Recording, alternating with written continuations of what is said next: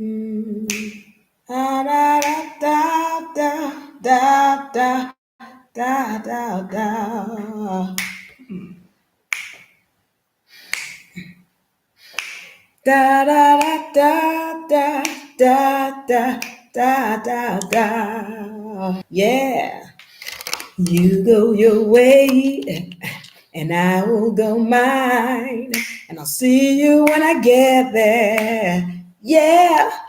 Dibs in the house. You might go left, I might choose to go right, but I'll see you when I get there. Da da da. Hey, halo, halo, halo, diva. Yeah, yes. And wait a minute, what's going on with my halo? How y'all doing? Glad to see you. Glad to see you. Now we are live. We are live. And let me seems I'm having my little in the background. You know, I'm supposed to have the logo up there. This is UNA open session. This is a UNA open session. We are here on the 3rd of June. 3rd of June. And I'm glad to have you here. Glad to be here. We are dealing with a topic today that is about what is our relationship with or to the Iroquois Confederacy. What is our relationship to the Iroquois Confederacy? We're going to go through this thing.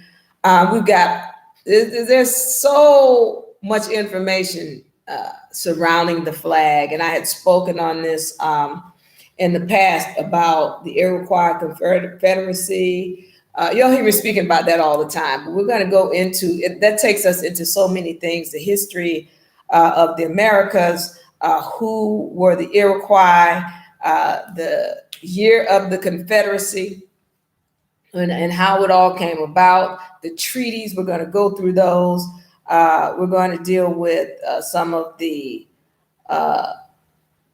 Constitution versus the Confederacy. I mean, it's so deep. It's so deep. So we're going to get into this thing, and we want to thank you for joining us. Thank you for being here. Let me see. One second. Princess, you're in the house? Yes, I'm here. Thank you for being here. All right. So now, let's see. I want to make sure I'm on the right thing. Yeah. So we're going to get into this thing real deep. This is one of those subjects Princess wanted to go into. So Princess, come on and let's set this thing up so we can get into it and get moving on this. Hey, well, we are live on Facebook, live on YouTube with Diva Laree from UNA University. We are covering today what our relation to the. If you have a peer, always advise, hear what you heard, research what you heard. And in the meantime, if you will, thank you for joining us. Thank you. Take notes and pay attention. Back to you, Diva. All right, so we're going to get on this thing. Once again, thank everybody for joining us today. Thank you, Spirit, for allowing us to be here and share this information. I'm excited. I'm excited about this topic.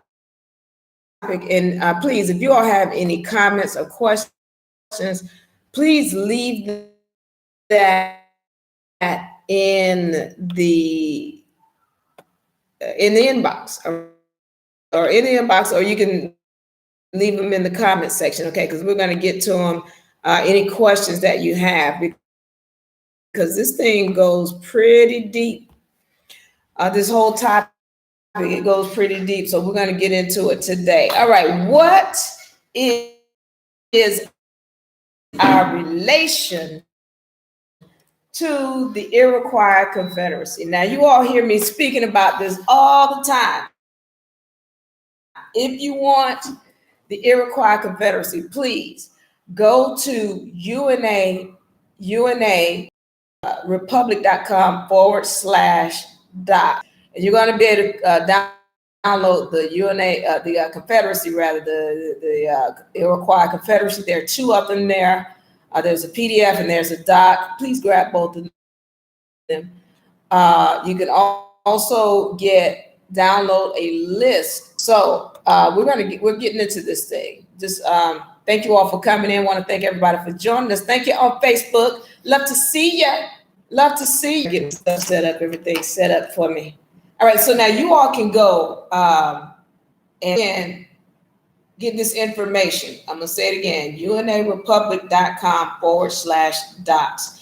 DOC. Now the treaties, because we're going to go somewhere, we'll get a bit on one. All right, so let's talk about Iroquois Confederacy and what it is. This is a document made by or created by the original people, some of the original people of the land, some of the quote unquote Indian nations. Viviana, thank you for being here. Sunshine, thank you for being here. We appreciate it. Now, with this Iroquois Confederacy, what their whole mission in this confederacy was to not give over their land to foreign entities. That's the whole deal of it. Now, when we're talking about who this confederacy was, you're going to hear reference to the 5 civilized tribes. These 5 civilized tribes made up of the Cherokee, the Choctaw, the Chickasaw, the Creek, and the Seminole. All right. Once again, the Cherokee, Choctaw, Creek, Seminole, and Chickasaw. Right. Those were known as the 5 civilized tribes. Now, in this confederacy, again, they spoke about how, listen, we're not giving over our land. This is a confederacy between us, a contract saying that the land belongs to the original people. Now, why is this important? This is showing you that the original people of the land, assuming that these people were the original people of the land, have made this pact whereby they're saying we are dealing with these foreign agents and foreign entities that are coming in here. We are making a pact that we are never giving over our land to them. Now, with that being said, when you go to that website, unarepublic.com/docs, you're going to find a list of treaties. All of these treaties came before 1777. All right. 1777, these treaties came before that time. Why is that important? Because that was before this Constitution that we know of came about, where these treaties were created, whereby other original people of the land were saying, hey, we do not give over our land to any foreign entities. And you'll notice in none of these treaties, see, I only have 13. I only have 13 in that list. That's just some of the ones that I read. You want to look at the ones that come before 1777, because those are the ones that the original people were making with Britain. All right. And Britain was the main one in the land doing business with all of these territories that we know of as states today, especially the so-called 13 colonies. That was Britain in here wanting to take control of the land, and they were making contracts. They were kind enough, and I say kind, to make contracts and document, hey, this is the deal we're making with the people of this land in return for us to be here and do business on this land. And then we're giving them whatever Britain was giving them. Now, in these treaties, what you're going to find is that the original people of the land subjugated themselves to Britain. What does that mean? They agreed to pay taxes to Britain. They agreed to be citizens of these British corporations. And at the same time, those contracts or those treaties, they're specifically saying, okay, we're going to agree to do this, but the land remains in the name of the ancestors. It remains in our name. We're not giving over title to our land. Those treaties still hold to this day, and those treaties are grandfathered in what we know as the original Constitution, which was the Constitution for the United States of America. They're grandfathered, meaning those land patents still stand to this day in the names of the original people. So if you're wanting land or wanting to claim land, the way you get it is through those contracts, those treaties. And if you're not claiming the name of the people in those treaties, then you can't be claiming land here. claiming land here because it's already in the patents under the name of the quote unquote original people of the land. All right. So now, with that being understood, we've got these 5 civilized tribes who create what we know as the Iroquois Confederacy. The Iroquois Confederacy was known to govern the people as far north as what we know as Canada today, and as far south as what we know as South America and beyond today. It governed large bodies of people. Now, when you look at the Iroquois Confederacy, and we're going to go into it a little bit, what you notice is that there's a lot of threes. There's a lot of things in threes. And when you look at the Constitution, which the Constitution was created, according to my research, by a group of quote unquote elite Moors that came in and started establishing a different government that we know as counties. There are counties that were established, and then Britain was establishing what we know as states. So you've got these elite Moors that come in, and then they start creating these counties, whereby you've already got the original people that have created a confederacy, the Iroquois Confederacy, to govern the people. Well, this Constitution for the United States is based on the Iroquois Confederacy. And we're going to read a little bit of it, and you're going to start to see some of the similarities in the United States government that exist in the Iroquois Confederacy. Once again, go and download it, because it's not that long of a document. It's not that long of a document. You can go and download it and get some information off of it. All right. Now, with that being said, with these Cherokee, Choctaw, Chickasaw, Creek, and Seminole who created or who were part of these 5 civilized tribes, what you've got to understand is, because we're also going to get into what their flag was, or this flag that we know as the Confederate flag. All right, these tribes, they were actually fighting with what we know as the Confederacy. That Confederate flag comes from an Indian group, an Indian tribe. It wasn't for Albions. And what you've got to understand is, as history is going to tell you, his story is going to tell you that these civilized tribes were involved in slavery, and they were.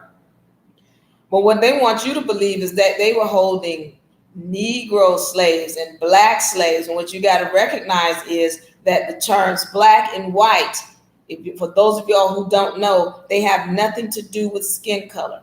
Nothing. They have everything to do with status.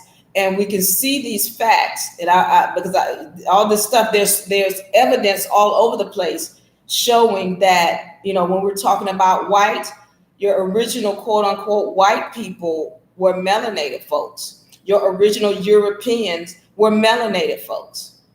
All right. What we're also going to understand as we deal with these 5 civilized tribes is that there was also infighting amongst the quote unquote Indians as well.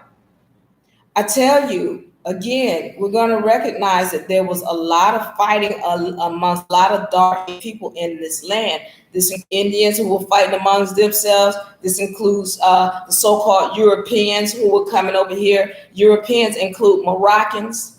Europeans include the original Europeans. They were dark-skinned. Moroccans, Tunis, Algiers, Tripoli, Montezuma, Britain. These were your so-called white people, your so-called noble people. Those were your original white people. They were dark-skinned folks, not what we know today as Albions. They're not these people who are running around with light skin. No, they were dark-skinned people. And so we're all mixed up with these terms, black and white, when black had everything that was placed on your Albions. I need y'all to take notes now. Even when you talk about the term black means pale and without color. Pay attention now. The term black comes from the terms bleak, B-L-A-E-K, or BLEAK. Go and look this up.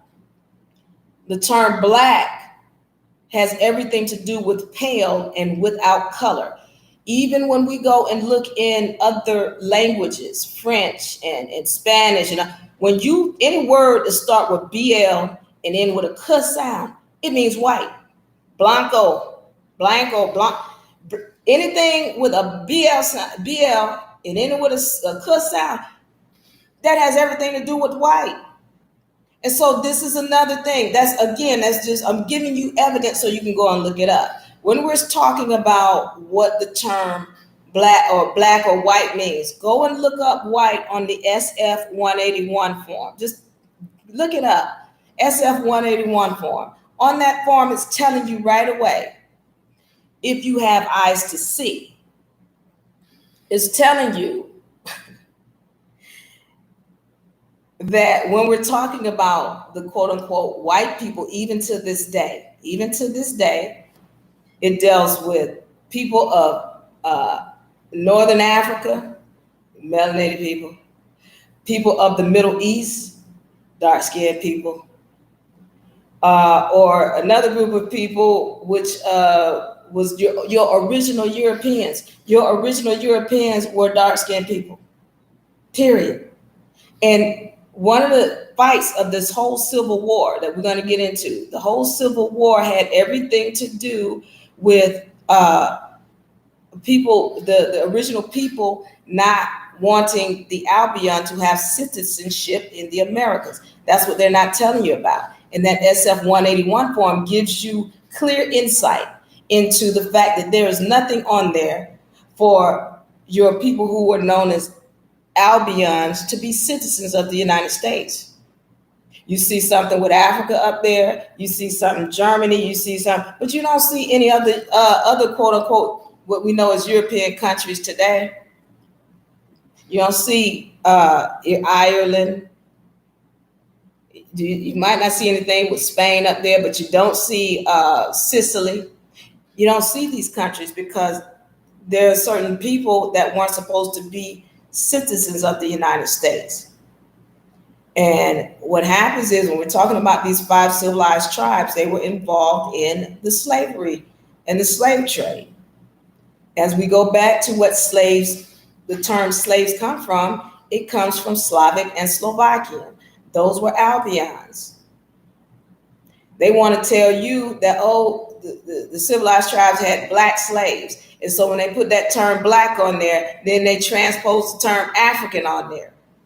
When the vast majority of your slaves were coming in, they were Albions and they were being kidnapped from places like Sicily and Ireland, all those other countries where the Albions came from. That's where they were coming from. They're not telling you that, so they're going to transpose, they had African slaves. No, they had Albions, and they didn't care about skin color. It wasn't about the skin color. But you got to know that when we're talking about black, that term was originally given to the Albion because it had nothing to do with skin color. It had everything to do with a status. What was your status? If you were owned by somebody, you were black, you were a slave. When we're talking about the word color means fictitious. The term colored was given to your Albion because it meant fictitious. Look up what colored means in law. Color means to cover something. It means fictitious, it means false. So we got to understand what these terms are as we're about to get into this. What is our relation to the Iroquois Confederacy? Because because skin color is not the only thing we're going to get into either. We're ready to get into who was really in the land originally. We're going to get into some history. We're going to get into some more etymology. All right, so now as we continue, when we're talking about the Iroquois Confederacy, we're going to read some of this because we want to see the similarities of the Iroquois Confederacy to what we know as the Constitution for the United States of America. What are the similarities in that? And then we're also going to read some of the treaties. Princess, do you have the Iroquois Confederacy pulled up? I want to read it and go through it because I want to point out some of the similarities between the Iroquois Confederacy and the Constitution for the United States of America, and how that the government was set up here. Princess. Yeah, I got it. The Constitution of the Iroquois Nation, Great Law, Peace. Where did you want me to read from? Okay, let me, so we're going through the Iroquois Confederacy, and we want to, let me see, it's not that long. I don't want to read the whole thing. There are a couple of parts that I do want to get into. One second. In here, there are parts that talk about how the government is going to be formed, and it's in threes. And I want to mark that. I'm gonna drag on my system. So they come in threes? I'm saying as it gets into speaking about the government, it speaks about it in threes. And I want to go through that part. I want to go through that because it gives a great idea of how the Constitution for the United States was established off of this document. And then we're going to go towards the end, and we're going to find the part where it talks about how the land is in the name of the women of the land, and how if a man wanted to have land or whatever, he had to come through the woman. I want to go into that. Okay. Keisha, let's see here on. Give me a second. Give me a second. So let me finish this up, and then just let me know. I mean, once you found it, let me see. What is this? Once you found it, let me know, because I want to, or just mark that space, and then mark that space for where it speaks in about, you know, who's named the land. All right, now I gotta count. Say what now? So now I got to count the pages. I had printed it out. So okay. I was looking at the printed copy, not the internet. Okay. Well, that's fine. Give me a second. All right. So now, all right. So thank you, Keisha. All right. So let me know if you have any problems. Once again, I want to thank everybody for joining us. We're going through our relationship, or what our relation to the Iroquois Confederacy is. All right. So now, we're about to get into it. We're going to read some things and show how, again, the Iroquois Confederacy, which had been created by these 5 civilized tribes. Now, this Iroquois Confederacy comes around the time of the 1800s. And I want to make sure of those dates, because what I will tell you is we have a lot of different treaties. Once again, you can go to UNARepublic.com, UNARepublic.com. And you can UNARepublic.com/docs, DOCS, and you're going to be able to download a list of the treaties that I have, and you're going to be able to go and look those up. Now, when you go and look up those treaties, please don't just look up a summation of somebody's summation of what these treaties are about. You want to find the actual treaties. When we're doing our research and our homework, one of the things we have to start doing, and we have to get into doing, is not just standing or stopping on somebody's summation.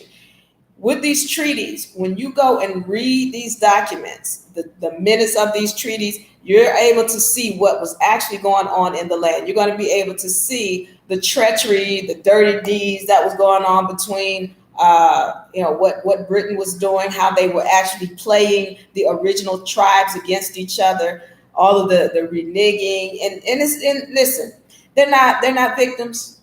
The original people, the Indians, or whomever was here, they're not victims, because this stuff comes around because it was put out.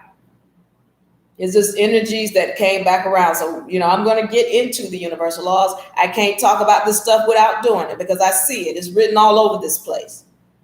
So when we're talking about these 5 civilized tribes, they were involved in slavery. They had their own set of slaves. They want to tell you, oh, they was African or whatever. No, they was Albion. And some of the original people were actually the people who call themselves Black and African American today.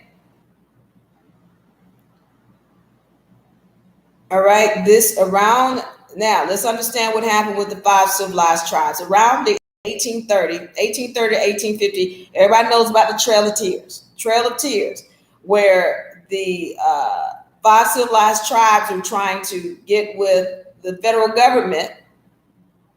And again, they were all fighting, not the five civilized tribes, but there were other Indian tribes that were fighting against each other. And they tried to bring in the federal government to settle this dispute.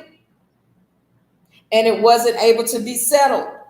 And these five civilized tribes ended up getting moved off of the land. Now, did you find that spot? Page 10 is the details on women. Okay. Rights of women. We'll go through that later. What is the one? Go ahead. Do you have the one about the 3 phases of government? 3 phases: laws of adoption, laws of immigration, rights of foreign nations. Okay. And then there's rights and powers of war. Those are the only things I saw that were in like two or 3 lines. Okay, so. And that was on page 14 to 15. Okay, so let's go through this. All right, I'm going to read this. MC. The Constitution of the Iroquois Nations, the Great Law of Peace. The Great Law of Peace. Once again, this covered what we know as Canada today. The people in tribes or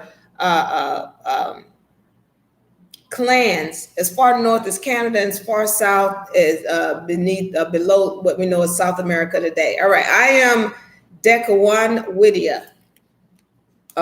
And with the 5 nations, Confederate lords, I plant the tree of great peace. I planted in your territory, Adora and the Onondaga nation, in the territory of who are fire keepers. All right. That is the intro. We place you upon these seats, spread soft with the feathery down globe thistle.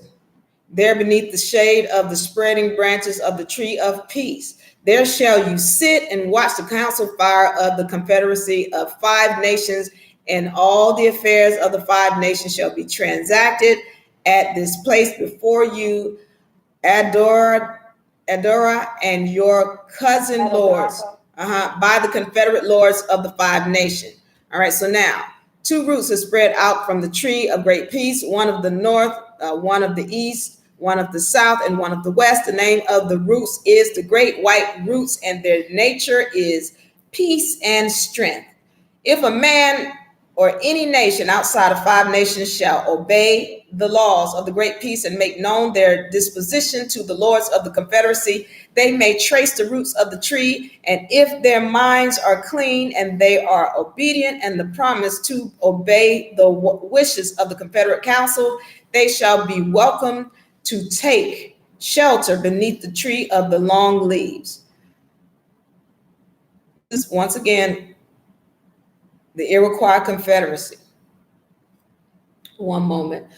We place at the top of the tree of the long leaves an eagle who is able to see afar. If he sees in the distance any evil approaching or any danger threatening, he will at once warn the people of the Confederacy. 3, to you, Adora, the Onondaga cousin lords, I and the other Confederate lords have entrusted the caretaking and the watching of the 5 nations council fire. When there is any business to be transacted and the Confederate Council is not in session, a messenger shall be dispatched, either the Adoro, honor, wire tone, or Skynway, fire keepers, or to their war chiefs with a full statement of the case desired to be considered. Now, these names are not the easiest to pronounce. Go and download it, and then you pronounce them how you want to pronounce them. Then shall Adora call his cousin, associate, lords together and consider whether or not the case is of sufficient importance to demand the attention of the Confederate Council. If so, Adora shall dispatch messages to summon all the Confederate lords to assemble beneath the tree of the long leaves. All right.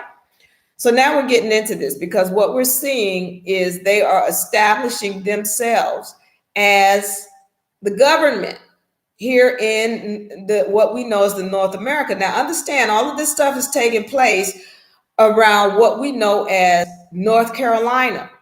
This is where, this stuff is starting from.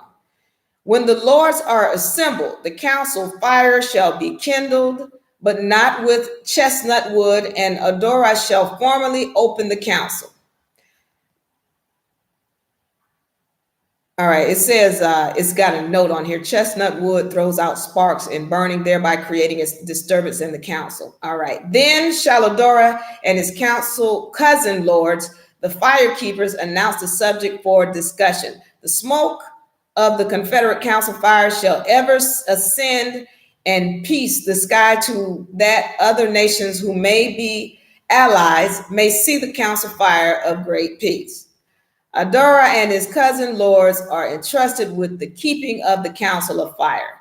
All right, you, Adora, and your 13 cousin lords shall faithfully keep the space about the council fire clean, and you shall allow neither dust nor dirt accumulate. All right, so now this is where they're getting into how they're going to keep it. All right, number 5, the council of the Mohawks shall be divided into 3 parties. This is where I'm talking about, the 3 parties. I'm going to try to pronounce this: Tekarahokin, Ayan Watha, and Shadikai Wade are the first party. And these are what looks like to be different tribes. Then it talks about the second party: Sharon Hoan, Dayana Gowith, and Ogren Guregao. All right, y'all pull this down because these names are not easy to pronounce. Are the second party, and Dehakin, Agashawin, and Okarina are the third parties. All right, so these are the 3 parties. Is to listen to only to the discussion of the first and the second parties, and if an error is made, or the proceeding is irregular, they are to call attention to it. And when the case is right and properly decided by the 2 parties, they shall confirm the decision of the 2 parties and refer the case to the Seneca lords for their decision. When the Seneca lords have decided in accord with the Mohawk lords, the case or question shall be referred to the Kayaga and Oneida lords in the opposite side of the house. Right there. Are y'all following what I'm saying? Those are the 3 parties, and then there's the house. All of this is the same as what you see when they have to listen to each other. And then there's the house, which is passed on if something happens where those people can't make a decision. This is just an example of just that right there. That's all I needed to see and read, is an example of how what we know as the Constitution is based off of what law, or the laws that had already been established in the land for so long before Britain came in and anybody else. All right. So now what I want you to do, what we're going to do now, we're going to go ahead and do a reset on this because we're going to get deeper into this and understand this Iroquois Confederacy and exactly where it came from, what's going on with it, and why it's so important to what's going on here. Because basically you have these 5 civilized tribes that has established government, and they were removed from their own land. And even before that, you still have a situation with all of these treaties that was made between, and by the way, before I go into this, we're going to establish who the federal government was versus who these states were, where these treaties were made. So we're going to do a reset, and then we'll come back. Princess. All right. We want to thank everyone in the house, live on YouTube, live on Facebook, for joining us today. We're speaking with Diva Laree from UNA University on the relation we have to the Iroquois Confederacy. At present, we were reading from the Iroquois Confederacy, which can be found at unarepublic.com/docs. unarepublic.com/docs. We thank you all for joining us this evening. Hopefully you have your pens, your notebooks handy. Pardon the pronunciations. They are very uncommon names with our uncommon teachings these days. But we do appreciate the wisdom and the knowledge that's passed down. We're going to resume with us at page 10 of the Iroquois Confederacy to talk about the woman and her place, the tribe of nations. Well, back to you, Diva, and thank you so much for sharing your time, your energy, and your mind, and this knowledge today. Thank you for being here. Clint Casey's in the house, Lakeisha's in the house, Viviana's in the house. Thank you all for joining us. Jamie's in the house. So now what we're dealing with is, we're going through the Iroquois Confederacy, what it is, how did it come to be, and what's in it. We just discussed some of the things about how the Constitution is based off of this document, which governs the people of the land. And the people who created this document, which were your 5 civilized tribes, they were moved off of their land by what is known as the federal government. Now, let us be clear about who the quote unquote federal government was. Now, I told you all there was what we know as an elite group of Moors. They were not associating themselves with Morocco or any of the other Barbary states. They were separate, and they were very adamant about there not being any kind of royalty in the governing of this country. Now, with that being said, you have this group of quote unquote elite Moors that come in, and they establish the federal government, Now, y'all got to understand what federal means. Federal means a covenant with God. And so you have these people who have established this federal government, but they came in and they established this government, and they are the ones who came up with what we know as counties. They are the ones who created what we know as the United States of America Republic. These elite Moors who are not of the land. These are the same Moors that came in and they started to enslave the original people of the land. They started to give them the titles of Black and African, colored, Negro, when these were terms that were originally given to your Albion. Why did they do this? Because once again, they wanted to take over the land. Now, let's put this on the timeline. Because when you got Britain in here in the 1500s, Britain had come in, and y'all look this up, the Virginia Company. That was one of the first companies that they had in the Americas, the Virginia Company. That is the same entity that you know of today as the state of Virginia. It is still a British corporation. And so you got the Virginia company that is in here with Britain, and they've gotten all of these 13 colonies and all these other states that are going, and really a state. These states were just corporations.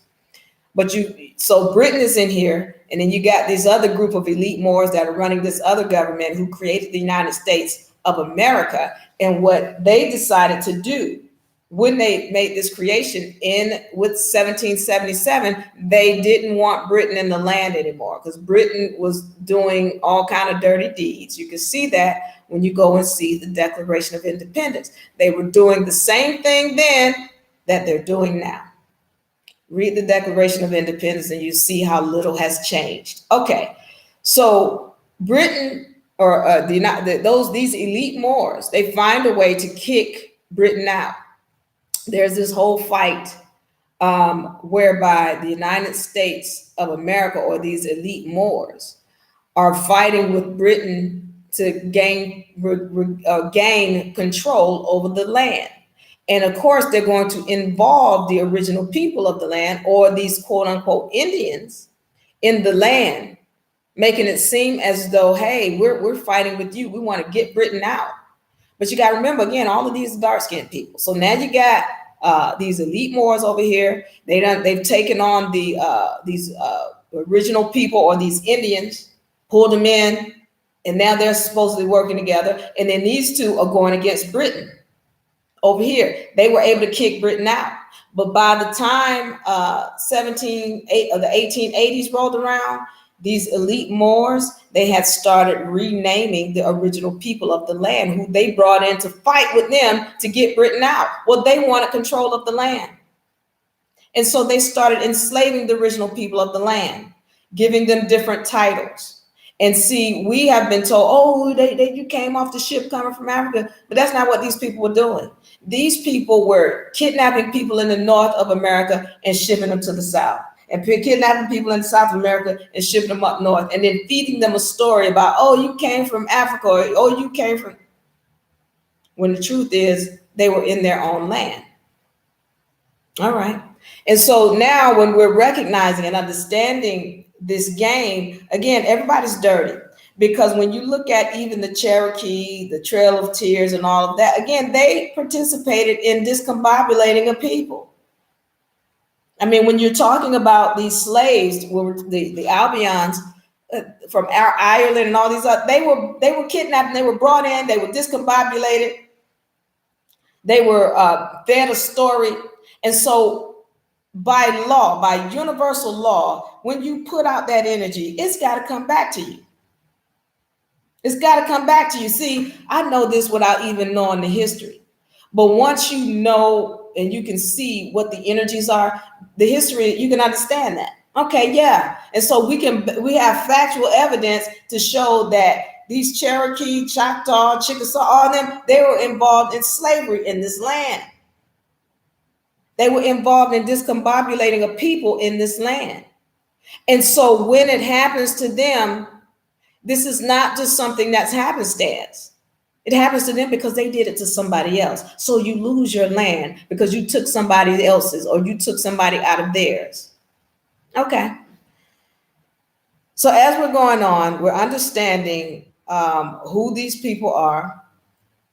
I want to talk about the Confederate flag now, because I just told you who the federal government was. The federal government is these quote unquote elite Moors who are really not of the land. And here you got these people who are sovereign in the land going to a foreign agent to help them resolve their issues. I'm going to say it again.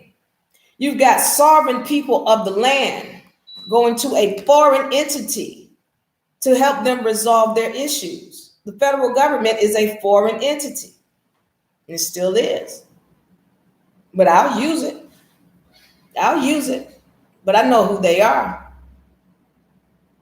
And so in not knowing how to act as the sovereigns that they were, they go to the federal government trying to sue whomever they were trying to sue. And then they end up getting removed off of their own land.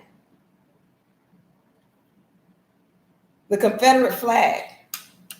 Let's get into it, because y'all know of this Confederate flag as some kind of white supremacist, this term that doesn't even exist.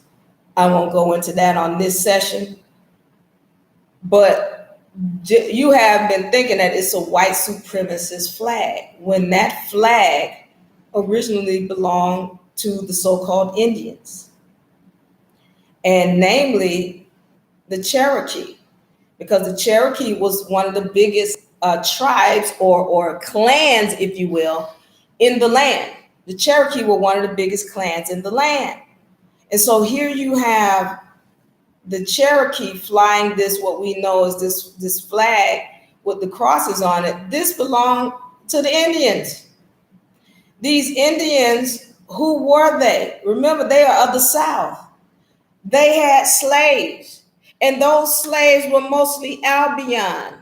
Those were the original slaves. They want you to believe that these Cherokee and Choctaw, they were running African slaves. First of all, there was some African slaves. There wasn't a whole bunch of them because they were expensive. I got to go look this up. Look up white slaves in America. The African slaves were expensive as hell because they were coming from so far away. And they could get those Albion slaves, dime a dozen. Bring them in here, and they were all over the place. They could get the Albion slaves a dime a dozen. It was cheaper to get them. And they didn't care about skin color. These so-called Indians, they didn't care. They just want some slaves so they can do whatever they need to do in their field. So in the South, all of these nations, Choctaw, Cherokee, Chickasaw, Creek, Seminole, they were all dealing in slavery. They had slaves. They had what we know as Bonnevilles today. Bonneville, that's a plantation. So you've got these who had created this flag. They were Indians, and they were mainly working with the South because they wanted to maintain slavery. They also had issues with giving the Albion the right to vote.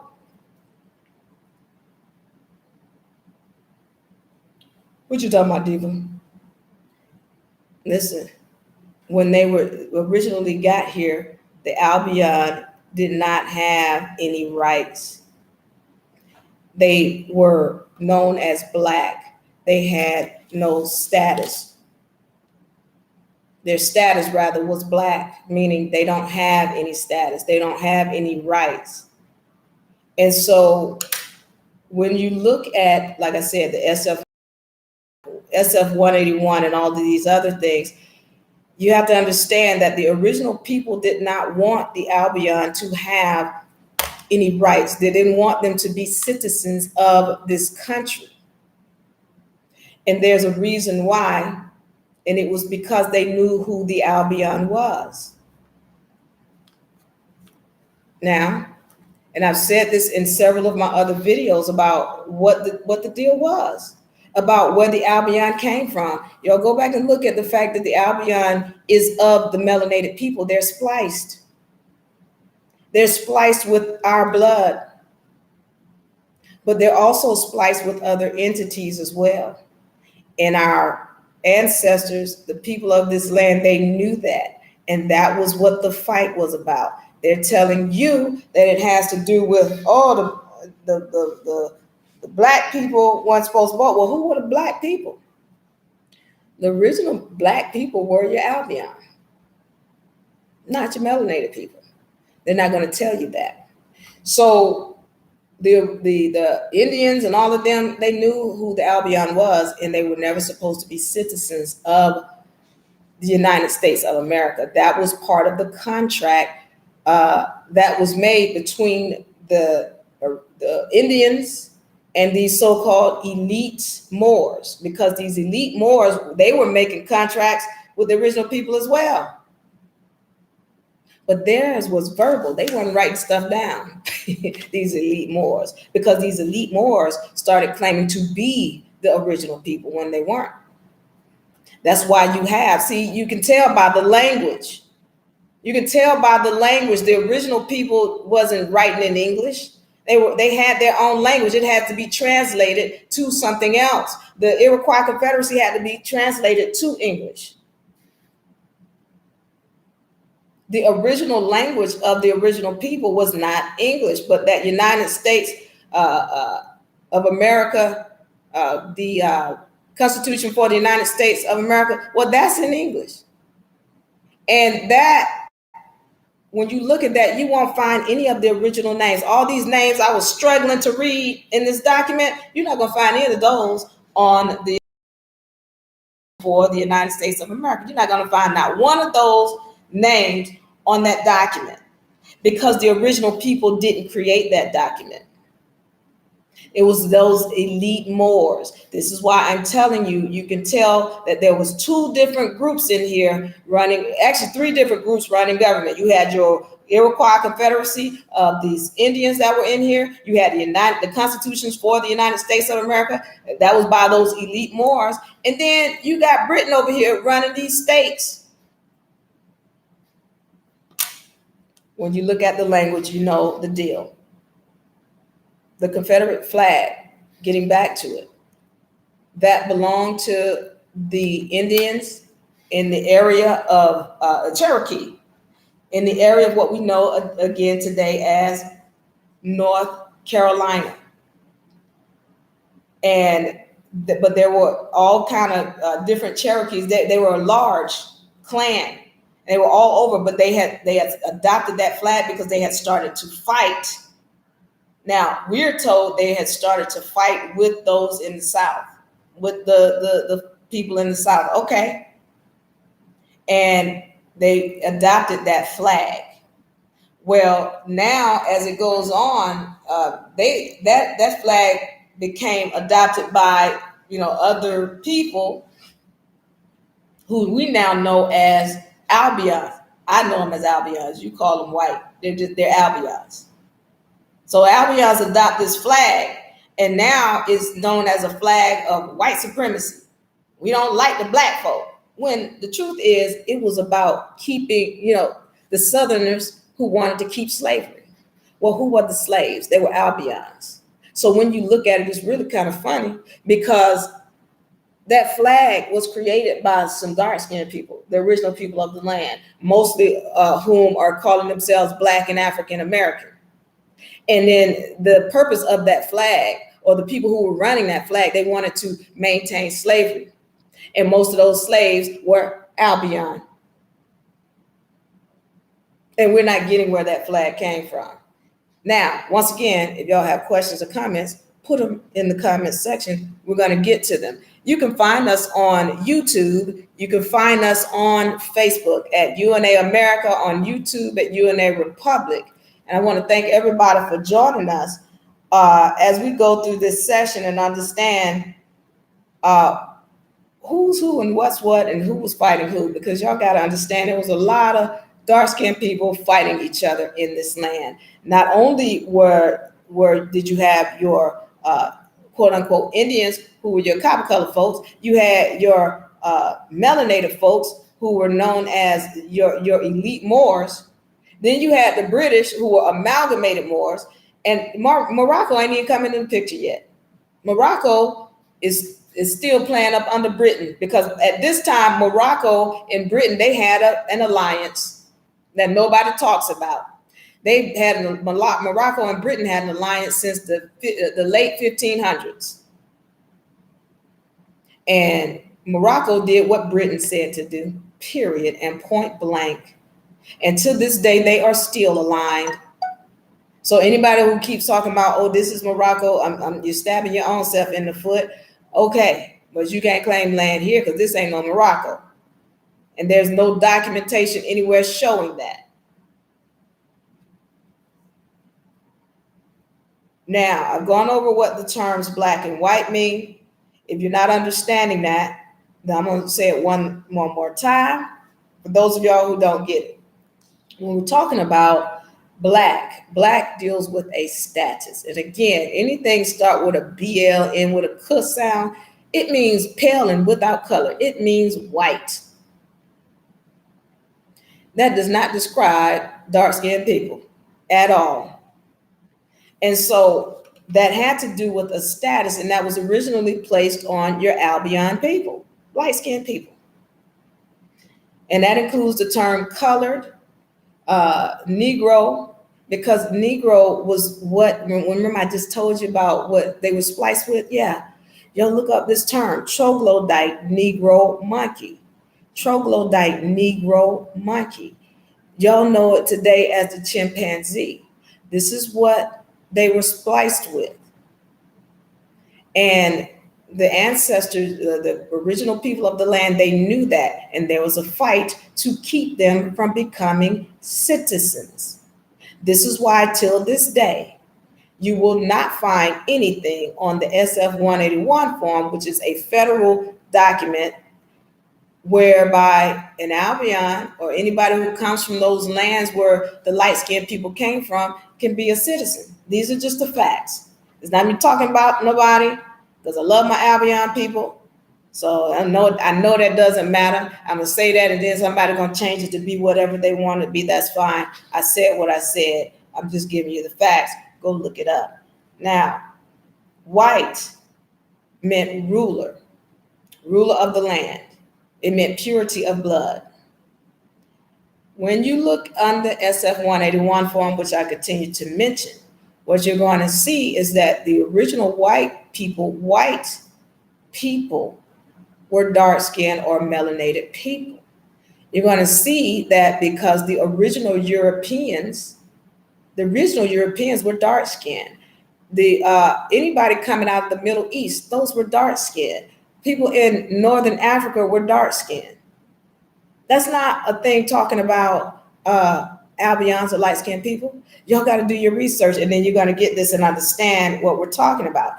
Getting back to how or what is our relation to the Iroquois Confederacy. So when you're talking about the Iroquois Confederacy and you look at the Confederate flag, that was Cherokee flag. Somebody in that tribe, because they had different sections of the Cherokee tribe, that flag didn't belong to the Albion. That flag was flown by the Indians that were fighting in the land to help keep slavery to continue to go. Why are they not telling us this? Because they want you to keep thinking it was the Albion who came in here and caused this mess, when the truth is,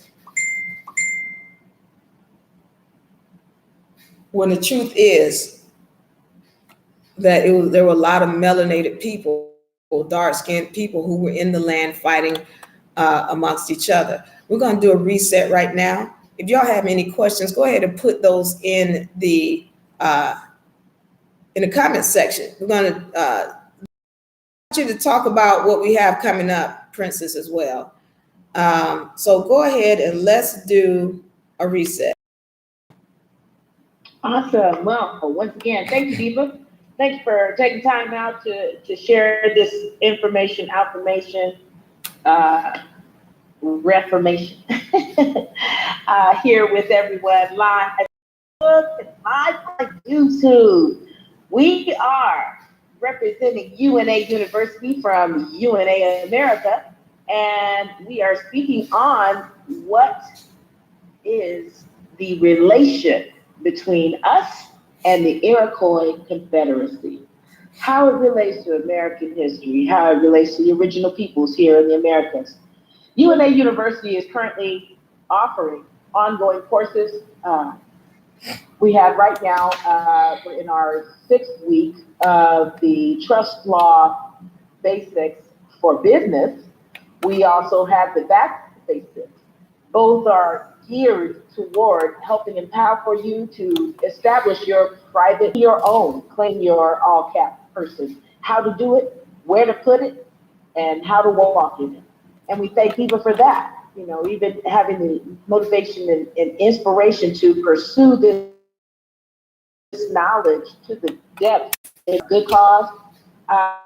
The Trust Law Basics for Business.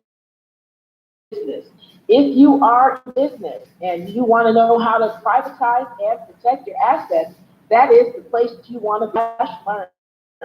And just to get the basics on how to start writing up your own private trust, you can join the Back to Basics course. That one you can get at divalyri.com. That's DIVALYRI.com. divalyri.com.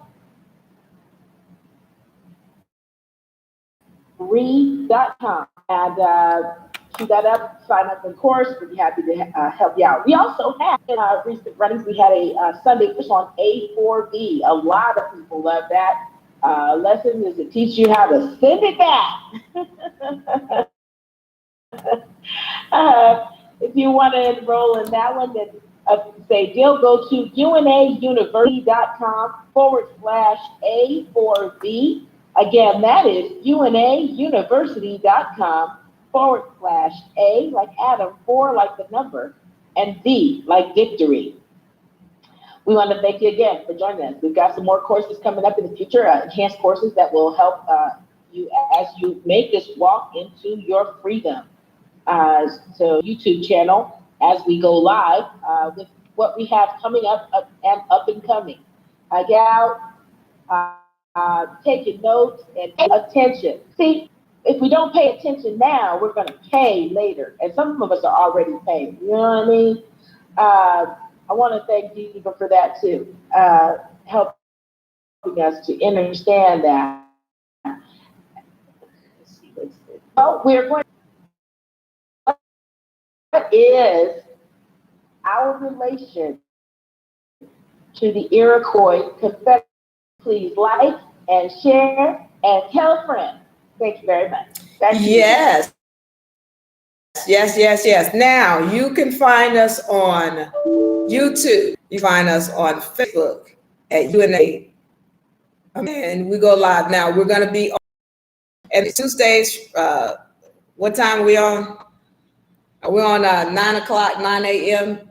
to 9 to 11 on Tuesdays, and 7 to 9 p.m. on Thursdays. 9 a.m.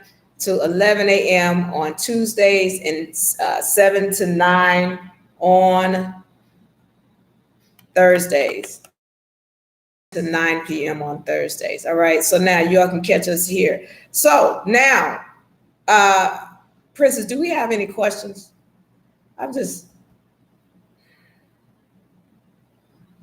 Princess.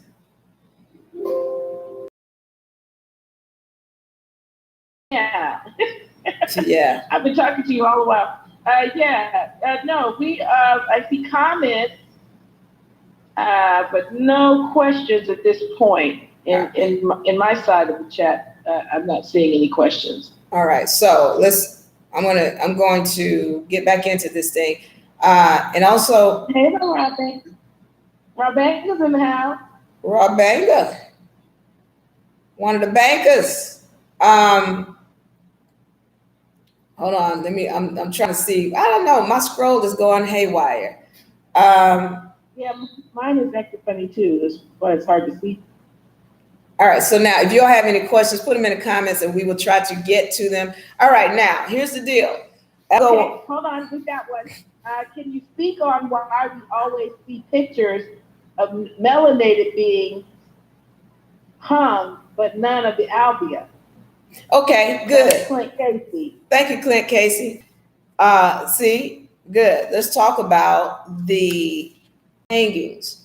And when we look at these hangings, I want y'all to recognize the time frame. See, when we start putting these things on the time frame, a lot of things start coming.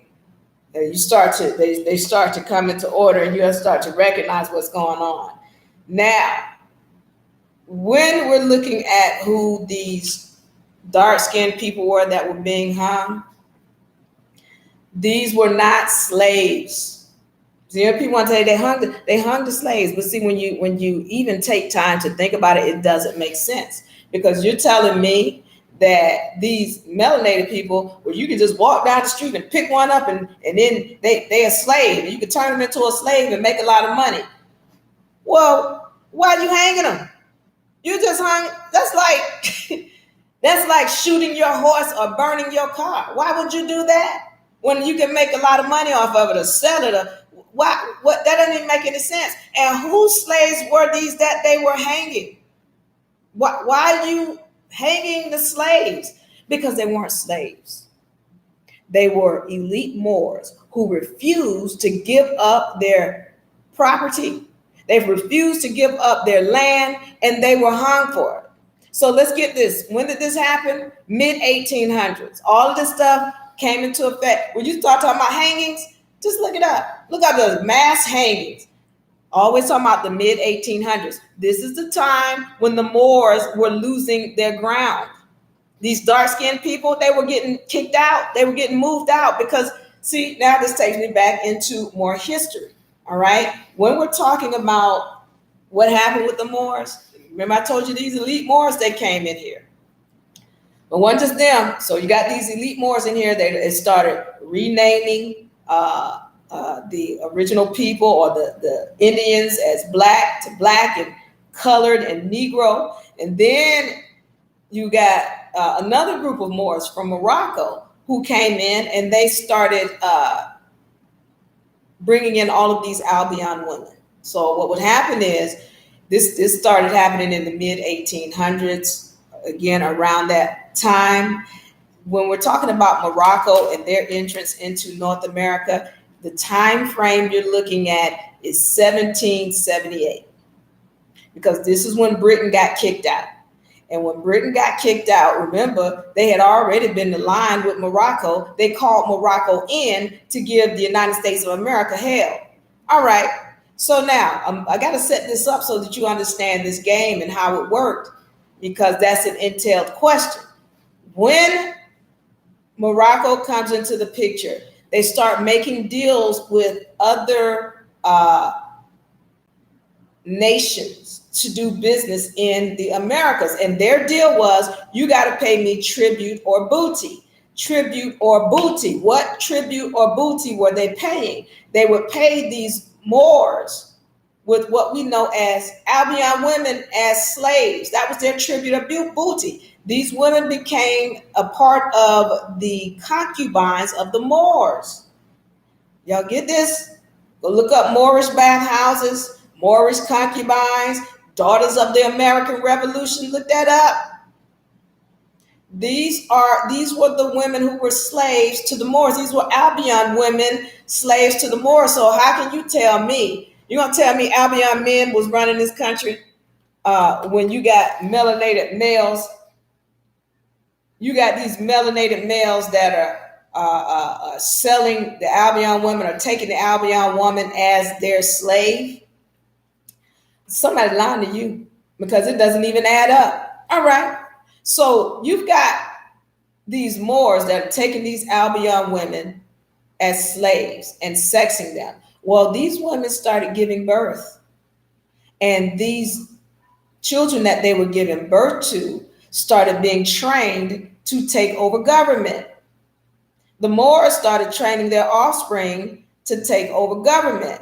So you got the Moroccan Moors in here. You got these quote unquote elite Moors in here. They're sexing these Albion women, because you got to know that, everybody's involved in this slave thing. Everybody's getting benefits off of this slave thing. Well, when you put that energy out, you got to get it back. Well, these people have started to train their offspring in how to take over government. And what you got to understand also is these women that were being sent from these other lands, they were being trained in weapons and armory and battle so that they can overthrow the Moors, all of them. It didn't matter whether they were the elite Moors or the Moors of Morocco. They was all dark skinned. They were trained to overthrow them. And so in all of this, the whole deal was, well, we want some booty. We want some booty. Tribute. These women who were Albion, who were trained in weaponry, they were like Trojan horses. So they come in here, they're giving birth to children, they are trained in armory, and finally in the mid 1800s is when you got the daughters of the American Revolution, where they rise up and they go against the Moors. Well, at this time, it was, listen to the Moors. And these are the ones who, the few who remained in government. You're going to see, listen, let me say this before I say this.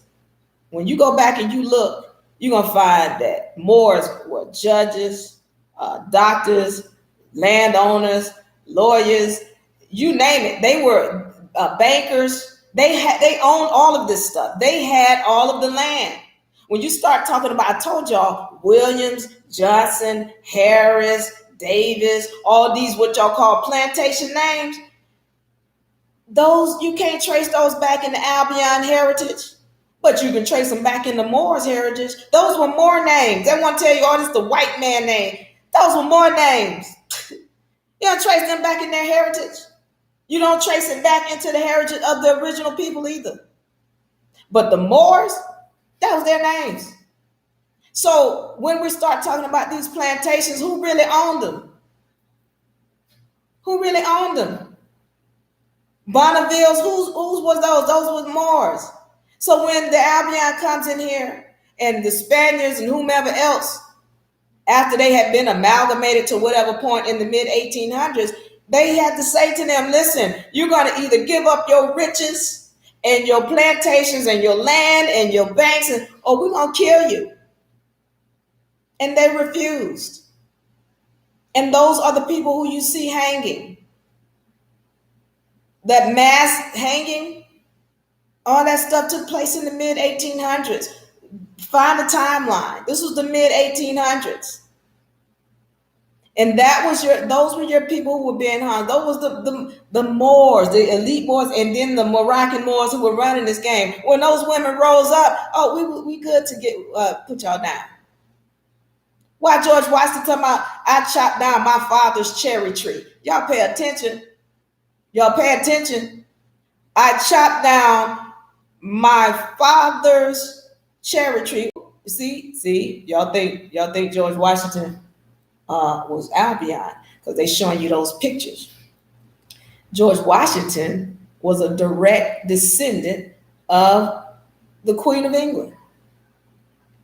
And the Queen of England was melanated all the way up into the mid 1800s. This wasn't no Albion woman. They was related. He was the first quote unquote royalty in the government of the United States of America. He infiltrated. Why is he talking about my father's cherry tree? And what the hell is the cherry tree anyway? Remember, some of y'all might not know this, but that cherry tree supposedly represented the Moroccan flag that was supposedly flying in alliance with the United States or British flag. That cherry tree or that Moroccan flag was flying in alliance with the United States flag. Washington comes in and they double cross these elite Moors and they take down that flag. Well, remember, these Moors was sexing these Albion women. And George Washington was an amalgamated Moor. I chopped down my father's cherry tree because he was related to them. All right. Getting back to it. When you're talking and you're looking at these people who were hanging, these mass hangings, they took place in the mid 1800s. And these were, again, your Moors who refused to give over their territory, their land, their wealth, their riches, because when you go back and look and you do your research, you're going to find that melanated people were running the government all the way up into the mid 1800s. Hell, you go into South. See, the thing is, in South America, in Argentina, they don't hide who was running government. They don't hide it. They tell you, they let you know up front, yeah, it was dark-skinned people running it, and they were Moors. They still have the logos in their flag and their seals of the Moors. They got a fez in there. They don't hide the fact that it was dark-skinned people. They don't hide the fact that they sent them dark-skinned people off to war to kill them off. There ain't no white, melanated folks make up less than 1% of the people in Argentina. And see, get this. See, Argentina is the place where the Albion was supposedly created. Y'all are not understanding universal laws. And when you look at this game, it's like, oh, that makes sense. It was supposedly created in Argentina. They were sent away, supposedly, to this land because they couldn't take the weather. They still can't take the weather. It's hot as hell down there. They were sent away to another land. And these places that y'all know is, Europe and all of that today, which back then, that what we know as Europe today, that was Africa. That's why these people was called Africans. That's why the Moors don't take on the name African, because they know better. That's why even people coming from Africa who know better, they don't call themselves African. They're going to take claim of a nation, of a corporation, a state, because they know better. All right. I hope I answered that question, because that tells you who those people were. You didn't see light skin because, first of all, light skinned people had now become, look, I told you it's that switch. Light skinned people now was on top. When they talk about one drop of blood, that one drop rule, we're thinking that somehow is, that one drop of melanated blood makes you, one drop of blood makes you a Negro. This or a nigger is what they would say. What you got to recognize is when we're talking about owning things, these people better have melanin in their blood, otherwise they can't claim anything. If you can't claim ancestry to a melanated person, you can't really claim no land here. They know that. We have forgotten that. That's why I gotta, again, that's a whole nother story. But they had amalgamated all of the melanin out of their lineage when we're talking about those English people, the Queen of England. So when you got George Washington, all them, they had amalgamated all the melanin. You better go get some more, Barack Obama. You gotta bring it back. Otherwise, you can't claim any land. All right. Were there any more questions? Because I'm ready to get into the women of the land and this history on who they were. You got any more questions? I don't see any more questions, but we definitely want to thank everybody for joining us. Hey? Yeah. Hello, Thaddeus. Hello, Alvin. Worset has a statement. We're gonna get on that in a second. Let me hold on for a second. I want to get on the comment that Worset has. Let me see if I can get this information up. All right, so now, we want to thank you. And once again, you all can join us. Please go to UNA on YouTube. We're building that. So I need y'all to go to UNA on YouTube. We're building that up. And I want you all to like, please, or what is that, subscribe, or like and subscribe and love and share and all of that great stuff. All right, so I'm going to get on this. I'm ready to get on the women. Tell me what Worset said. Can you see Worset's comment?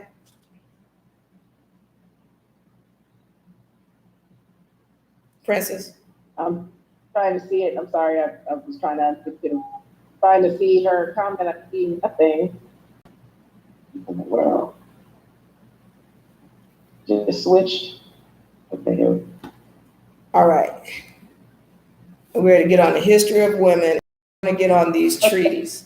Okay. What is her comment? Just a question regarding the UCC laws, why some are so opposed to using them for remedy.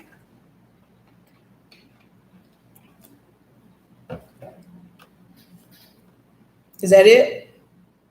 No, it's lengthy. It just rolled with me. I have not not done a lot of research on it yet, but one person said that these laws were created by some priesthood in Rome, and that the UCC laws are designed to keep us trapped in the matrix. I say that until we have our own everything, we have to interface with this system and contract with them. So it's about knowing how to do this as a creditor, not as a debtor, while using the tools that are available to us. Can you refer me to some info to get clarity on this? I will be in a position soon to partake in the business trust law course soon, but until then, I would like to know how to respond to these statements with accuracy. All right. Now, this is our history class, Warset, and I want to thank you so much for joining us because, yeah, we cover all of that information in a lot of our different sessions. So I won't go deep into that, but I do agree with you that these are tools and we have to know how to use them. Just like I talked about the federal government, I know who they are, and what they are and where they came from. But yeah, I'll definitely use them to gain remedy on certain things. So we talk about that and we go through that in the Back to Basics course. We talk about that in the in a lot of our open sessions. We also talk about that in the Trust Law Basics course. So we'll get deep into that in those sessions. And this is about history. So I'm not going into that, except when I go into laws. We have some open sessions where we deal with that specifically. So when we get done, I'm going to see if I can find some and send you some of those links so that you can go back and review that information. All right. So now, yeah, you put up the first flag. I see what you got of that flag, but the one that we're talking about is the because what the first Confederate flag that they had, it had the stars going around in a circle, and it's got two red bars and a white one in the middle, and and then a blue square. The deal with that flag is that it was abandoned, and for whatever reason, because it looked too much, supposedly, like according to my research, it looked too much like the other flag. So they decided to use that Confederate flag with the cross. But that Confederate flag, as I told you, came from these Indian tribes. That was their flag. And mainly the Cherokee, who were all involved in slavery and trying to maintain it in the South, their whole deal was, hey, this Confederate flag. And so you had different Indian groups throughout North America that were using this flag. And then that became the Confederate flag, which was really an Indian flag. I hope y'all. What was funny, Diva? What was funny about that? What was funny about it was the third edition was called the Blood-Stained Banner. And anyone that's been in the Christian church knows about the song, "We are soldiers in God's army. We have to fight. I'm going to hold up the blood-stained banner." When I saw the title of the flag, I was like, wow, look at that. 1865 related to Confederacy. So there's this. Hold on. You can't just leave that out there. Hold on. No, you can't leave that out there because I forgot about that, because we're always trying to find different information in different places that ties all of this stuff together. You said it says, I'm going to hold up the blood-stained banner in a what? Go ahead. In a Christian song, usually Black church, of course, or so-called Black church. I'm gonna hold up the blood-stained banner. I'm gonna hold it up until right. And so that's a key. That's, again, listen. When I'm doing my research, I'm going to look for things in different areas to try to help tie this information together, because we've been told so many lies. And the only way you can get to the bottom of it is when you start researching in different disciplines and areas to find what the facts are and what the truth is. All right. So now you said that is what now? I'm listening. He was asking who trained the women Trojans. So just add that into the question. Yeah, when these women were coming over,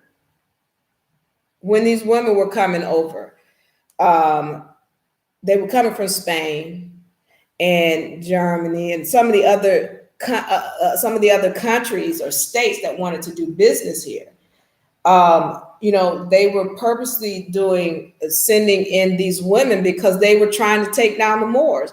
There's a weakness that certain beings have, and they found that weakness was women. Well, what happens when we train these women to rise up against them? They don't know what's going on. Well, they come in here and they're sleeping with these women.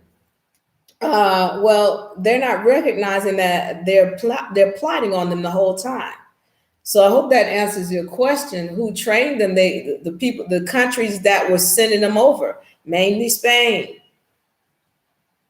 because that was the biggest ones who rose up against the Moors.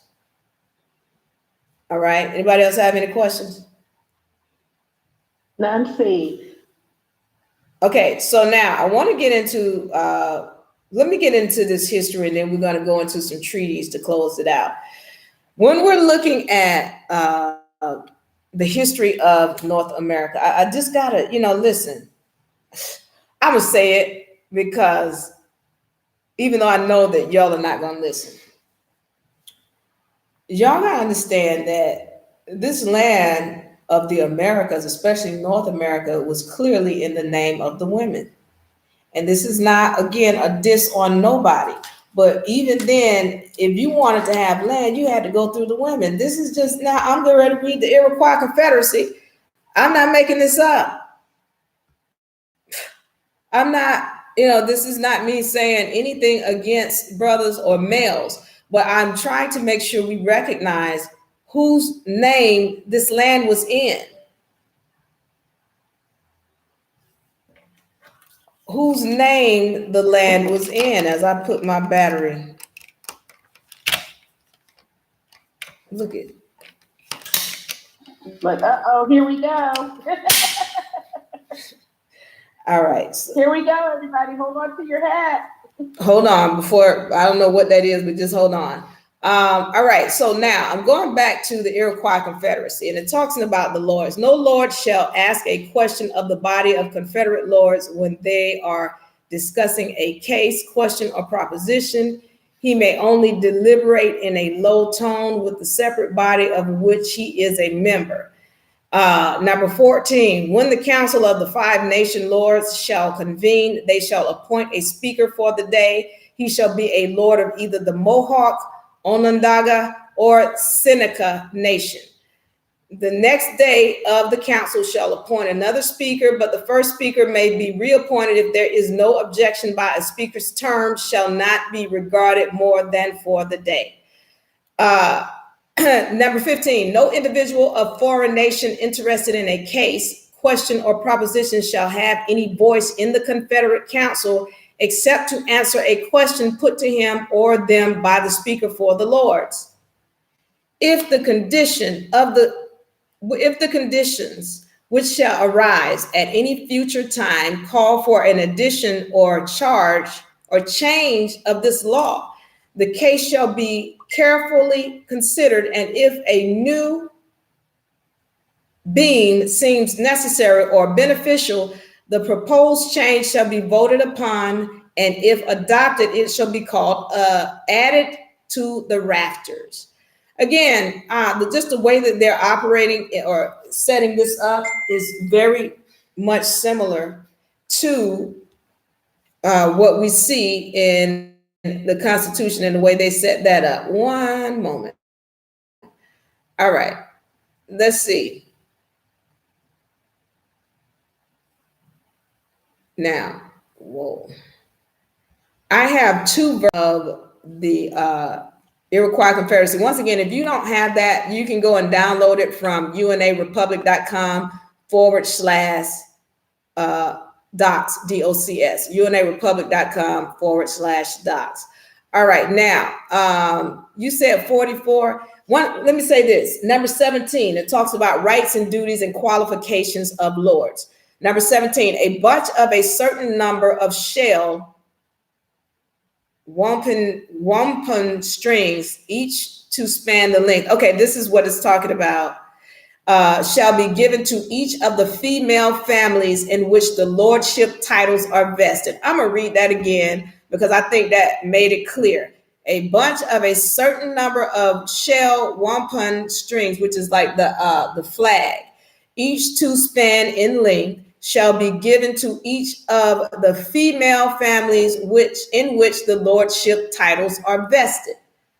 That's telling you that the women are the ones who they had to come through to make any decision. The right of bestowing the title shall be hereditary in the family of the females legally possessing the bunch of shell strings, and the string shall be the token that the females of the family have the proprietary right to the lordship title for all time to come, subject to the certain restrictions hereinafter mentioned. Does that cover what you were trying to talk about, Princess? Because I don't really need to read anymore past that. Y'all go and pull this down, and then don't just take these documents. Go and look it up somewhere else and pull it down and see if they coincide. That's how you do your homework. You don't want to just do one or two samples. No, go 3, 4, 5 different places and see if they coincide.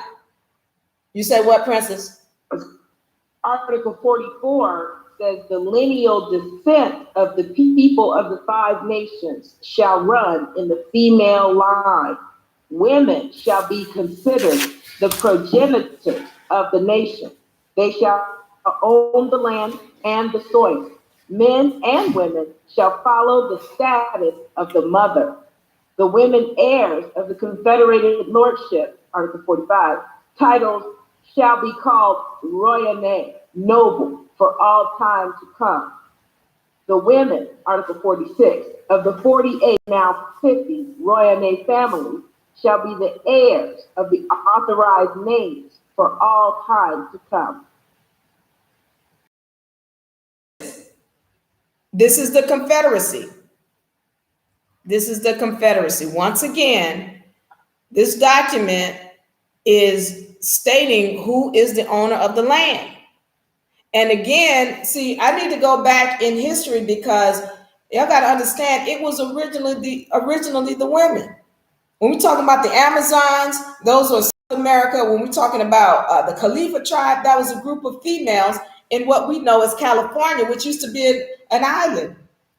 California used to be an island. When they're talking about Wonder Woman, who they talking about? And Wonder Woman and those Khalifa tribe, they were dark-skinned, melanated women. They weren't no Albions. So when you start talking about, who was originally in the land, well, they were women. And the women were originally owning and running everything. It is still, just like this Confederacy, it predates the Constitution. It tells you that the land is in the name of the women. And then when we go back further to that and we start looking up these the treaties that you can also download, you start to recognize who the true people were and whose name it was in. So those treaties are in the name of the women. And so the deal is that, when I hear all this about we're gonna own land, the woman, she needs to step up and recognize who she is. Because the land, even when we're talking about the title of this land, it's in her name. Her name. As we see here in this document that's clearly stating this Iroquois Confederacy that Diva LaRue didn't make up. I didn't make this up. This is what these laws say. All right. So moving on from that, do I have any questions on that or anything else came up on that? Princess? It's a good read. I was just continuing on Article 50. It said that the royal women of the Confederacy heirs of the lordship titles shall elect 2 women of their family as cooks for the Lord, when the people shall assemble at his house for business or other purposes. The wife's obligation when the Lord holds a conference in his home, his wife, if she wishes, may prepare the food for the union lords who assemble with him. It's an honorable right which she may exercise and an expression of her esteem. The royal women, heirs of the lordship titles, shall, should it be necessary, correct and admonish the holders of their titles. Those only who attend the council may do this, and those who do not shall not object to what has been said, nor strive to undo the action. When the royale woman holders of a lordship title select one of their sons as a candidate, they shall select one who is trustworthy, of good character, of honest disposition, one who manages his own affairs, supports his own family, if any, and who has proven a faithful man to his nation. It's the women. It comes down to the women of the clan that hold counsel for certain decisions that affect the entire village. Excellent. Clan. Excellent. That's that right there. Again, is what more than enough to show you that you need to go document up yourself. It's telling you whose name the land is, because this predates the Constitution for the United States of America. This thing is grandfathered in. All of the treaties that came before that are grandfathered in. I want to go over the treaties. Being said, thank you, Princess. Thank you for putting that down. Now let's go into these treaties that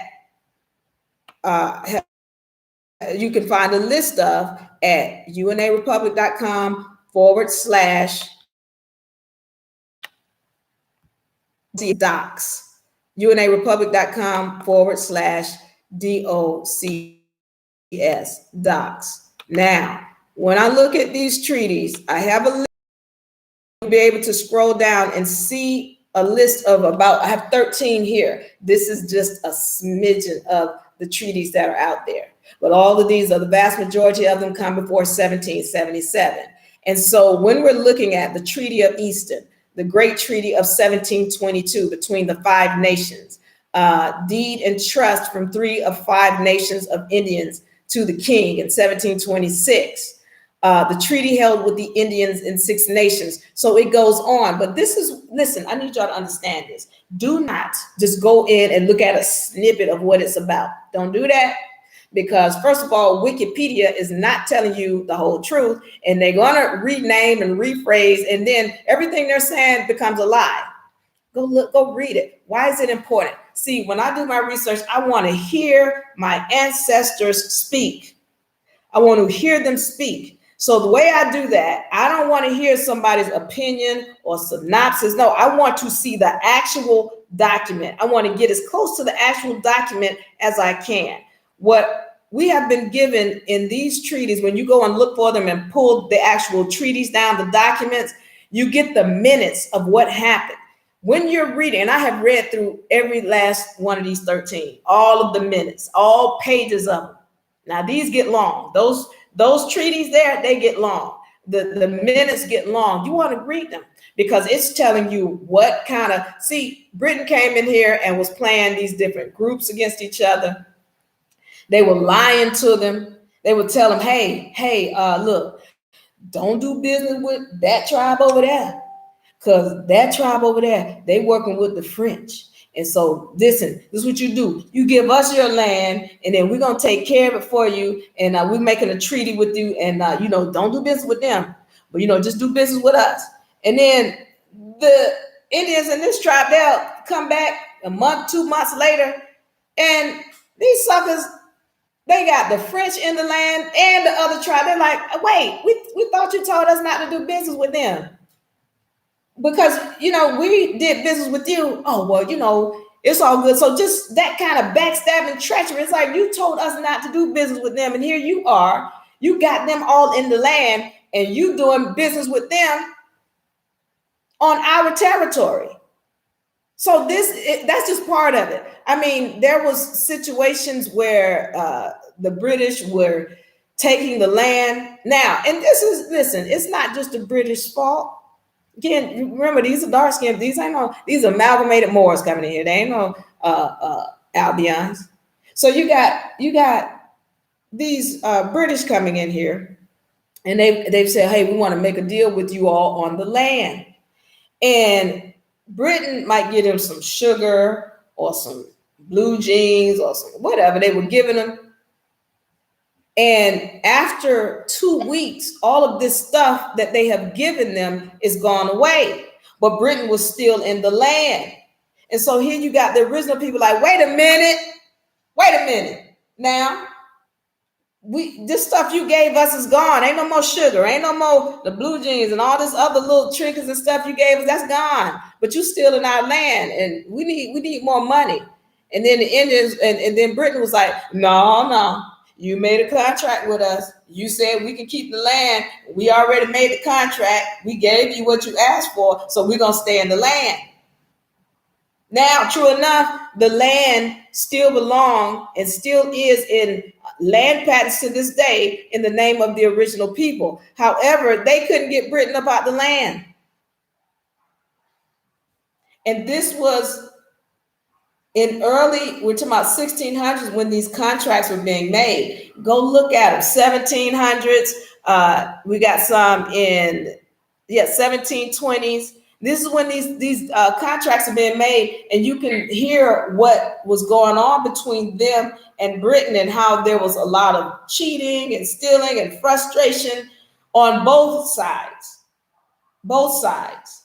You want to read it, because that gives you a clue of what's what and what the lies are.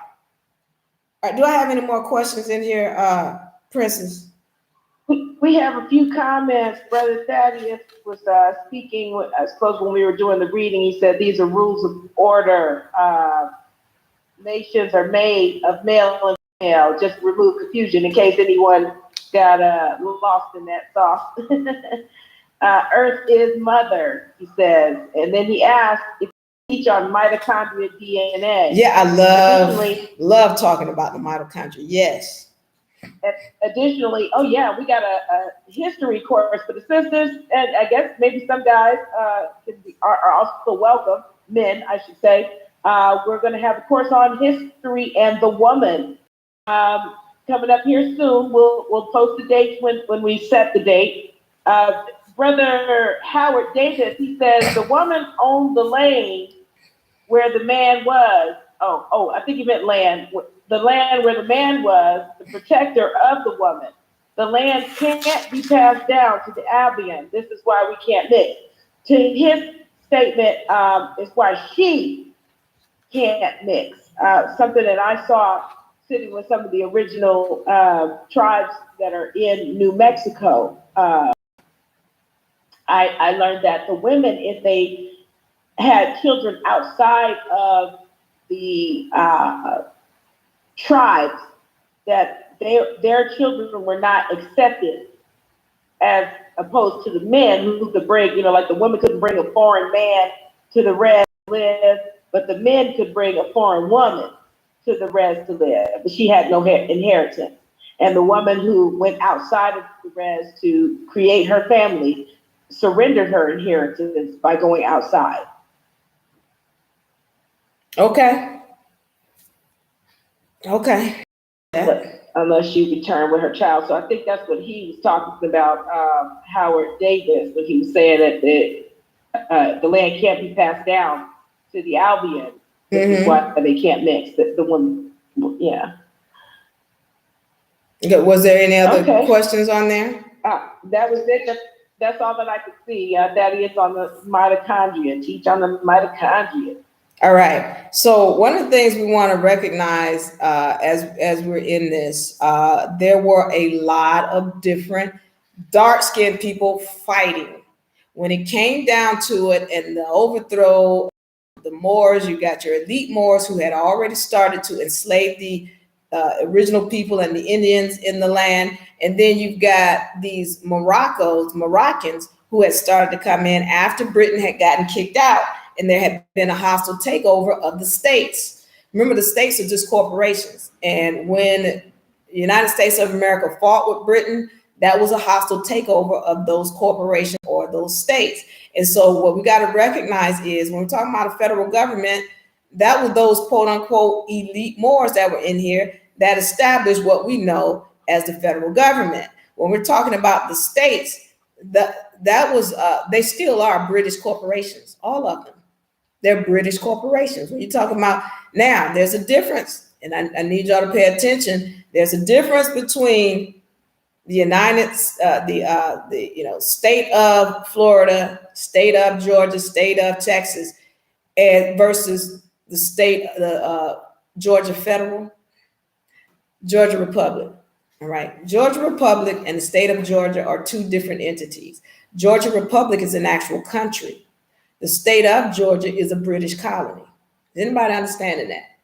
Georgia Republic is an actual country. All of these states, Georgia Republic, Texas Republic, Florida Republic, anybody Republic, those are countries. What makes it a country? It's got its own flag, it's got its own seal, it's got its own constitution, it's got a landmass, and it's got a bank. They are countries. When you know who you are, you know that you are a country. And then you can start to act like one. That's what we do when we're talking about trust law basics, when we're talking about back to basics. All right. So recognize what these states are. State of anything, state of that is a corporation. Anything with of in it means it's a corporation. And if it's a state of something, it's a British corporation. But as the sister said earlier, we learn how to use all of this to our advantage as we maneuver in this matrix. All right. And to recognize, listen, I need to say this too, because a lot of y'all have this whole idea. When I talk about it was a whole bunch of melanated people in the land fighting against each other, I have to tell you all that because of the simple fact that you all want to think, oh, my people. Everybody who's dark skinned, oh, they my people. When you're not getting that, we still are spiritual entities fighting in this game till this day. All of us, we're spiritual entities fighting in this game to this day. Some of y'all still don't understand the fact that just because you were born to a mother, on a spiritual level, y'all might have been fighting in the past in different tribes. This is why this whole thing about if you sleep outside of the tribe and the clan, then you need to get out or whatever. Y'all think again? Did I need to remind you all that you're gods and that your spirit never dies? This vessel comes and goes, but your spirit has been here. It was here, and when we come back up in here, we're fighting against each other from some stuff that happened in another vessel. So yeah, you might have been born to your mother. You were born to your mother, but in another lifetime, y'all could have been in two totally different clans fighting against each other. When you're gonna come back up in here and you're gonna be fighting again, unless you understand the spiritual side of this game. All right. So now, in understanding that. Again, we got this situation where we're fighting on a spiritual level. We got to recognize that we're fighting on a spiritual level. And so because of that, you're thinking that just because somebody's dark skinned, that's my family. And you don't understand how to recognize the frequency. And some of y'all are fighting against the Albion because y'all think they're against you. Oh, white supremacy, white supremacy. And some of y'all don't even make any sense because you know for yourself, the first people to run to your back is that Albion. You know that. But somebody has convinced you that your friends have to do with whatever color you are. Guess again. Guess again.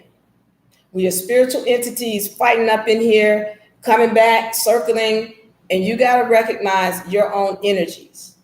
Once you get that in order, then I don't give a damn who feel like they from whatever clan, from whatever past want to come up against you. They can't put no energy on you because your energies are right.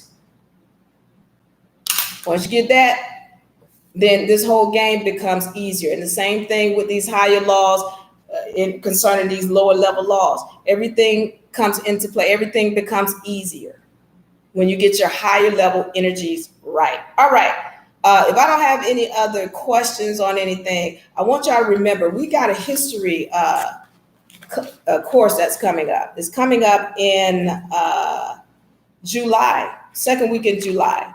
So it's going to be history. So you'll have the first 5 weeks is your history dealing with the planet, history dealing with the mitochondria, history dealing with the Americas and how all of these other countries come into play, how the government comes into play with respect to that history.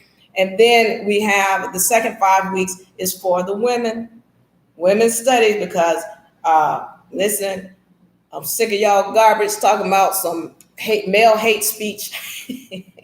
And nobody hating on the brother. I love the brother. That is just a fact, and I've shown that. But the facts of what's going on is not pretty for any of us, not melanated, not dark skinned, not Albion, not woman, not female, not Chinese.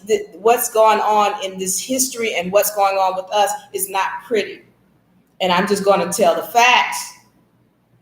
Some of y'all can't handle that. I understand that. You don't need to be in the class because I'm going to spit it all out. So this history class is going to start in July.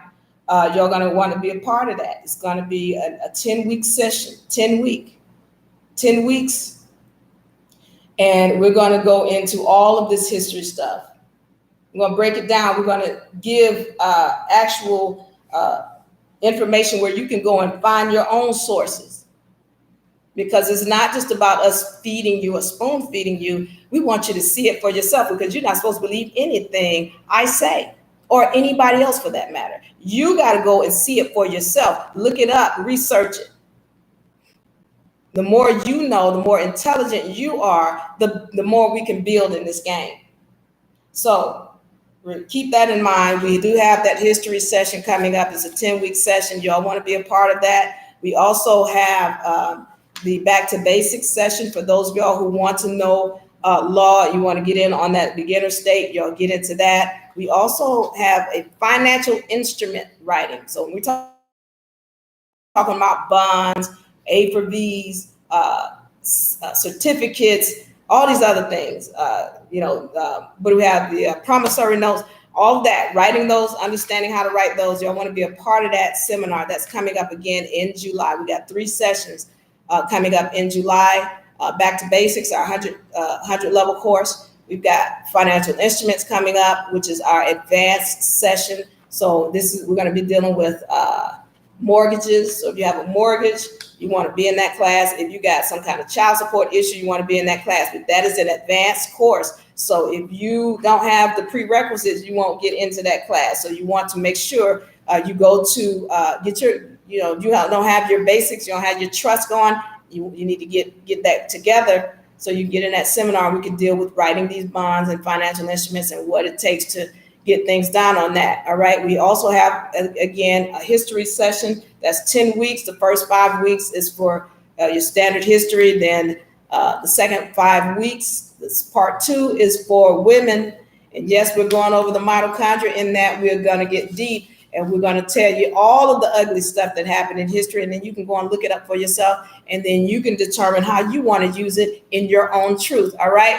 Without any further ado, Princess, you have anything else you want to say? No, I think this is going to be great. We got a great lineup coming up for those of us who love truth in history and her story.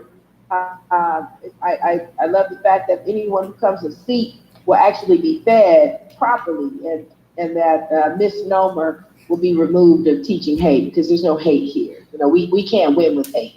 We've seen what hate has done. You know what I mean? Yep. So we're not here to do that. We're here to love and love ourselves through this painful process of growing out of all of the misconceptions we were given into the truth of who we are, why we are, and where we are, and where we need to get to.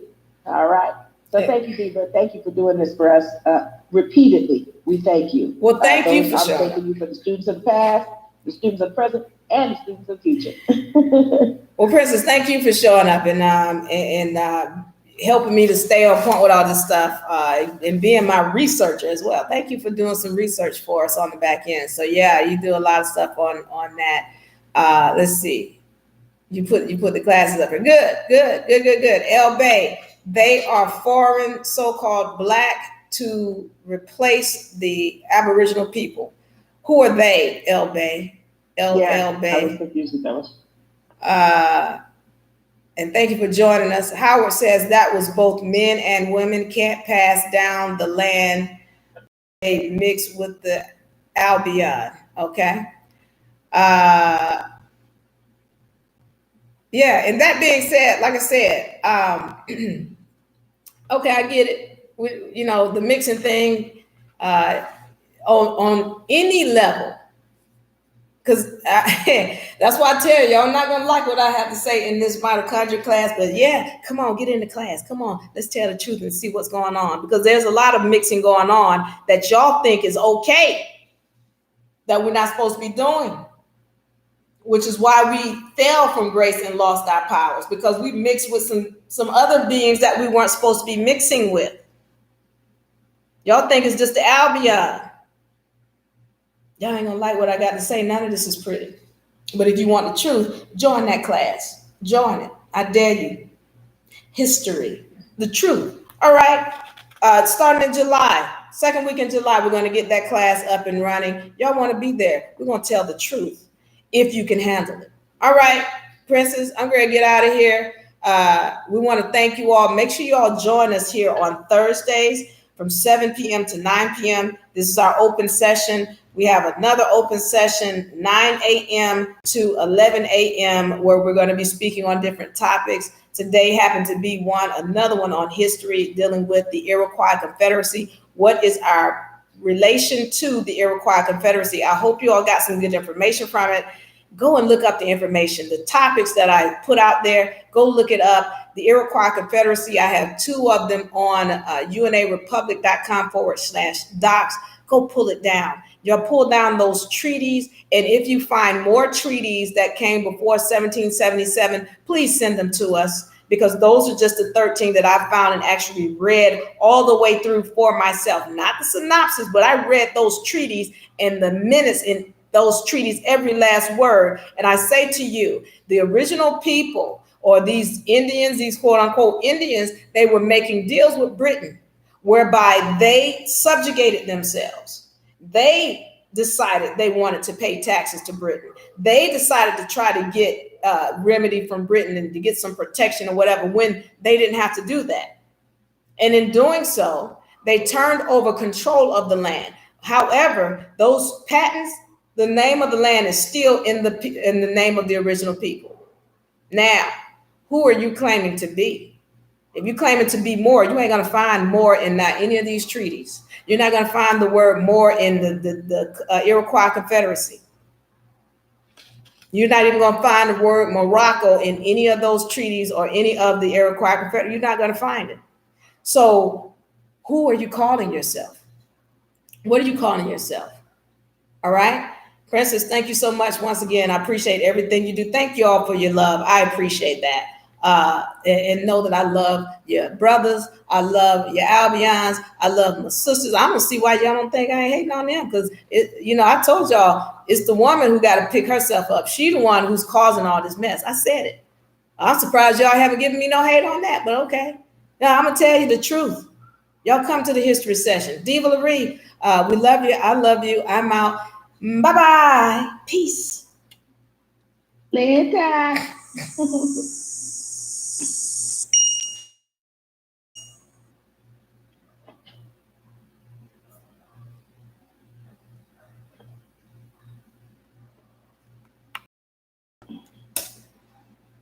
All right, that was great.